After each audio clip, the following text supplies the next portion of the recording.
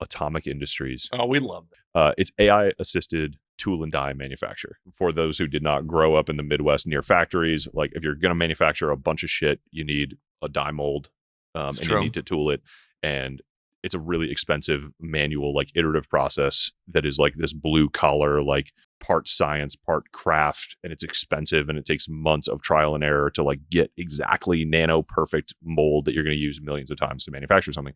And you have to run coolant through it in this really specific pattern to reach like the optimal speed, temperature reduction to like speed up this whole factory line. It's a real like a bottleneck and an expensive thing. Aaron's insight was that like this is a bounded problem in physics, and with a ton of compute and the new AI stuff that's coming out, you can solve this in a fraction, like less than 10% of the time. And that drastically reduces the cost. That speeds up manufacturing lines all over the place. So let's get a shitload of compute and let's get the factory that we need to build this thing. And I think early conversations with him, he's like, I'm not sure if I'm going to sell this to every tool and die company in the world or if I'm going to become like the biggest tool and die company in the world. And like either way, this is a big company. I was like, okay, cool. And part of this round is buying a old tool and die manufacturer facility in Detroit. So the headquarters in San Francisco.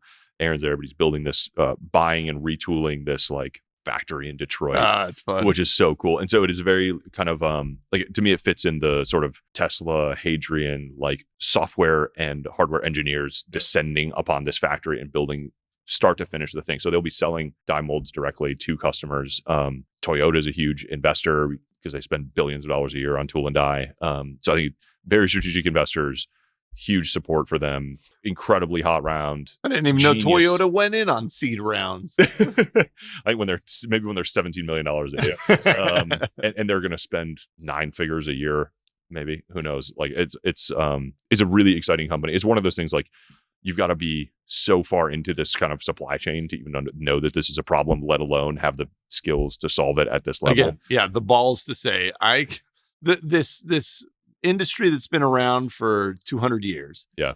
I've got a better way. I'm going to go and make this. And then even the concept of like, I don't know if I'm the tool and die company of the future or if I will sell to everybody else. I might murder the whole industry and take over.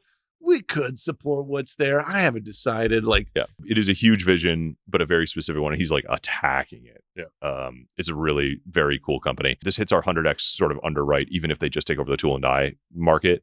But all of the, even if that's all they knew, but like the skill set that it takes to win that market, there are so many adjacent opportunities in manufacturing that are also enormous markets. The team that they're building and the vision that they have and the skills that they will have I think is just going to be the upside potential on even the successful version of the plan as we invested in it now is still insane.